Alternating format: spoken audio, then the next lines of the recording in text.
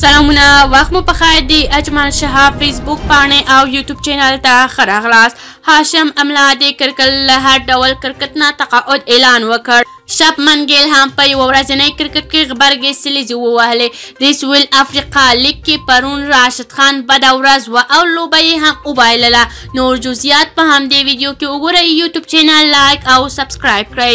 هاشم املا د کرکټ له هر ډول کرکټ نه د تقاعد اعلان وکړ. د سویل افریقا د کرکټ ستوری لوبغاړی هاشم املا د کرکټ له ټولو فارمټونو څخه د تقاعد اعلان وکړ. هغه به نور په هیڅ ډول کرکټ لوبه کې نه لیدل شي.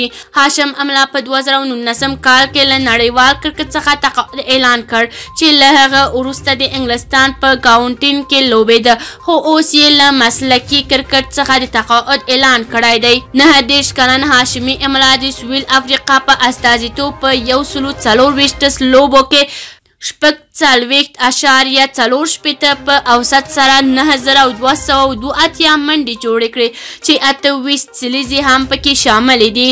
نوموړی په 181 ورځنۍ لوبې کې 28 سلیزو په مرسته یې 8113 منډې جوړې کړې دي او په 44 نړیوالو شلوریزو لوبو کې 1270 منډې جوړې کړې دي. شپمن ګیل هم په یوه ورځنۍ کرکټ کې غبرګې سلیزې ووهلې. د هند په حیدرآباد ښار کې د نیوزیلند او کوربه لوبډلې ترمنځ په 50 اوریزه لوبه کې هند په لومړیتوب وهنه کې 8 لوبغاړو په سوځېدو سره 349 منډې جوړې کړې. هند توپ وهونکی شپمن ګیل 149 توپونو باندې 19 څلوریزې او 9 شپږیزو په مرسته 280 منډې جوړې کړې دي چې دا 5م هندي توپ وهونکی شو چې دغه کارنامه کوي. د یادولو وړ دی چې ډېر وړاندې په یوه ورځنۍ لوبه کې د روهت شرما 249 مارتین کپتل 230 ناسوځېدلې، وریندر سوهاګ 219 کرس ګیل 215 فخر زمان 210 ناسوځېدلې، شان کشان 210 او روهت شرما 209 منډې جوړې کړې دي.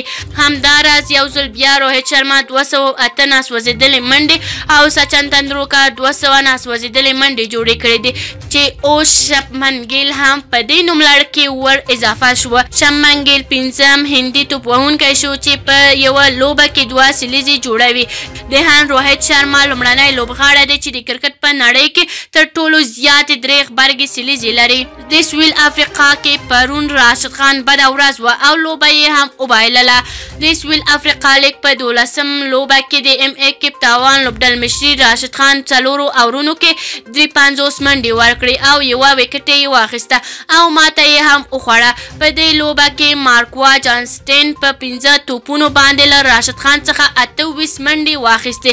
که چیرې کوم نظر لرئ کومنټ کې شریک، یوټیوب چینل لایک او سبسکرایب کړئ.